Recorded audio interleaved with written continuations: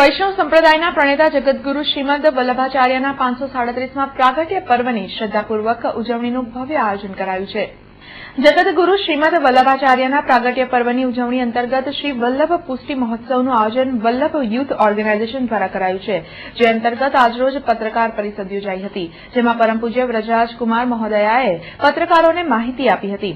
જગતગુરુ શ્રીમદ વલ્લભાચાર્યના પ્રાગટ્ય પર્વ નિમિત્તે ભવ્ય શોભાયાત્રા નીકળનાર છે। આ ઉપરાંત મહાપ્રભુ વલ્લભાચાર્યના જીવનચરિત્ર પર નૃત્ય નાટિકા યોજાનાર છે। 27મીના રોજ યોજાનાર શોભાયાત્રામાં મતદાન જાગૃતતાનો પણ પ્રયાસ કરવામાં આવનાર છે।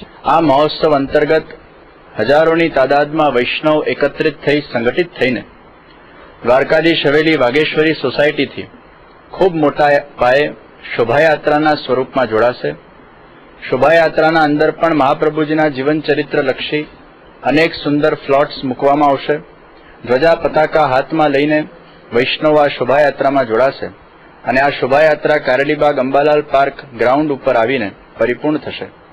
શોભાયાત્રા આવ્યા બાદ શ્રી મહાપ્રભુજીના જીવન ચરિત્રને અનુલક્ષીને ખૂબ સુંદર પ્રોફેશનલ આર્ટિસ્ટો દ્વારા એક નૃત્ય નાટિકા તૈયાર કરવામાં આવી છે, જે નૃત્ય નાટિકાના અંદર શ્રી મહાપ્રભુજીનું કઈ રીતે પ્રાગટ્ય થયું અને મહાપ્રભુજીએ પોતાના જીવન દરમિયાન કયા કયા સુંદર કાર્યો કર્યા અને કઈ રીતે હિન્દુ ધર્મના બધા જ ધર્માવલંબીઓને જાગૃત કર્યા, વૈષ્ણવ સમુદાયને પોતાના પ્રાગટ્યથી પોતાના ઉપદેશથી કઈ રીતે એમને સુંદર ઉપદેશ આપ્યા, એનું સુંદર ચરિત્ર એ નૃત્ય નાટિકાના માધ્યમથી પ્રસ્તુત કરવામાં આવશે।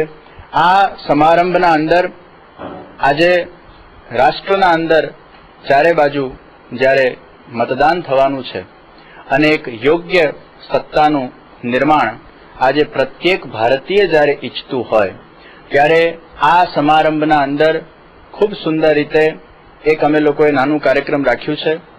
હજારોની તાદાદમાં ઝંડીઓ કરાવવામાં આવી છે। એ ઝંડીના અંદર લખવામાં આવ્યું છે, અમે બધા મતદાનનો સંકલ્પ લઈએ છીએ। મહાપ્રભુજીના ઉત્સવના દિવસે હજારોની તાદાદમાં વૈષ્ણવો એ ઝંડી લહેરાવીને આ રીતે શપથ ગ્રહણ કરશે કે ઉત્સવના દિવસે અમે બધા જ આ રાષ્ટ્રના અંદર 100% મતદાન કરીશું અને એક યોગ્ય સત્તાનું નિર્માણ થાય તે રીતે અમે ભાવને અભિવ્યક્ત કરીશું। તો આ મતદાન માટેનું પણ એક સુંદર કાર્યક્રમ મહાપ્રભુજીના ઉત્સવના ઉપલક્ષમાં અહીંયા કરવામાં આવશે।